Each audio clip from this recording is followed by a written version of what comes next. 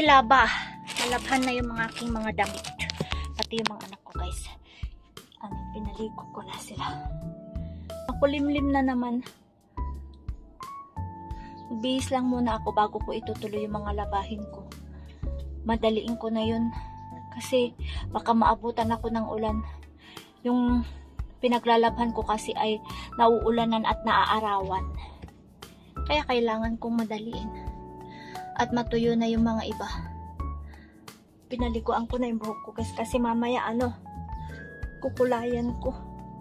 Kasi nagpapakita na naman ang mga senyales. Yan o. See? DIY lang ako sa pagkukulay. Mahal ang magpaparlor. Tingnan nyo guys, makulimlim. Yun yung labahin ko. Yung naglalabat ng shoes ng aking mga bunso. Yung sapatos niyang dumi. Yan o.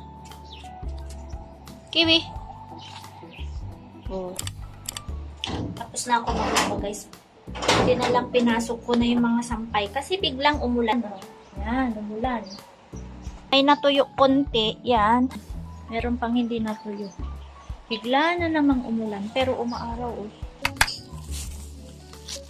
Yung mga sampay ko guys. Kanina diba pinasok ko na kasi umulan. Tapos umaraw. Hindi nilabas ko ulit. Ayan tuloy. Umaambon ulit. Kaya papasok natin ulit. Pasok na naman tayo. Patong ko kayo dyan. Dali.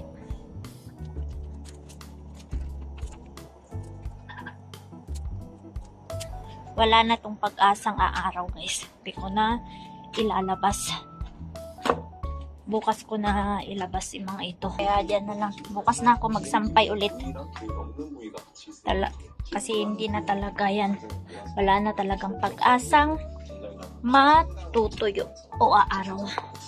Maglinis ako ng aming ulam guys. Kasi hindi ako nakapagluto na kanina ng lunch namin. Puso ng saging na may tofu. Parang nagigisa ko yan. Tokwa. With tokwa.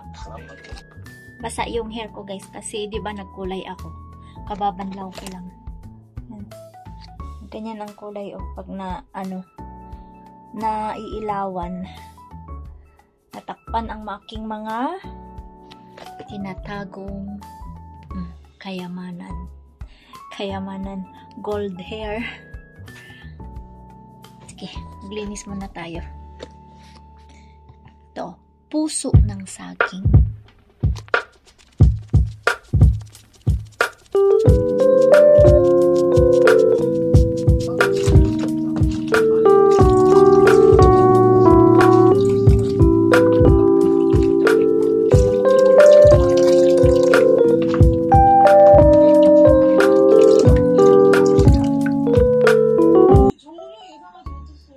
Hiwa-hiwain ko muna itong tokwa guys. Tapos ipriprito ko para tamang-tama mamaya pag igisa ko yung puso ng saging.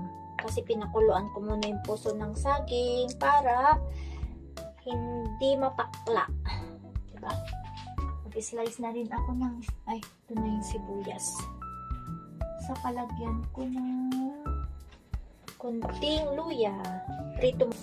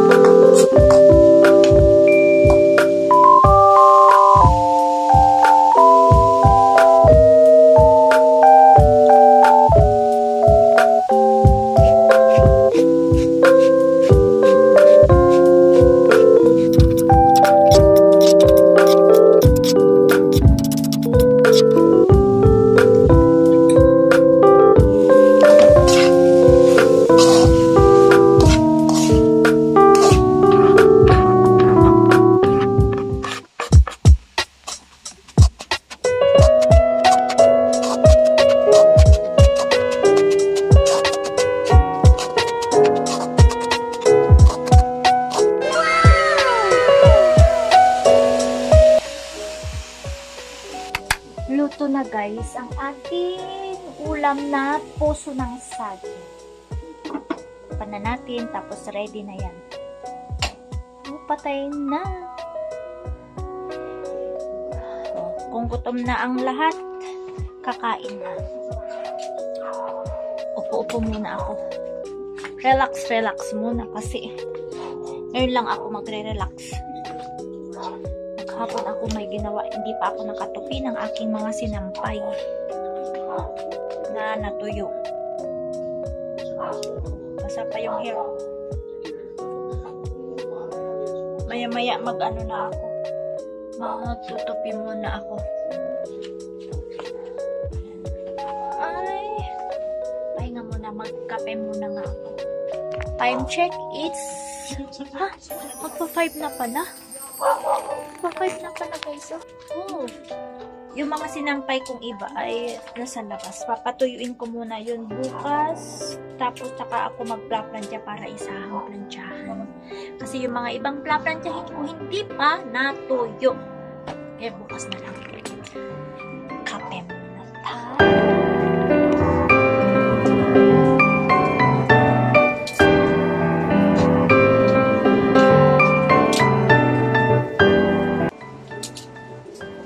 Magdupi ulit tayo. Kasi ang dami na namang tupehin. Hindi. Takbo ng takbo.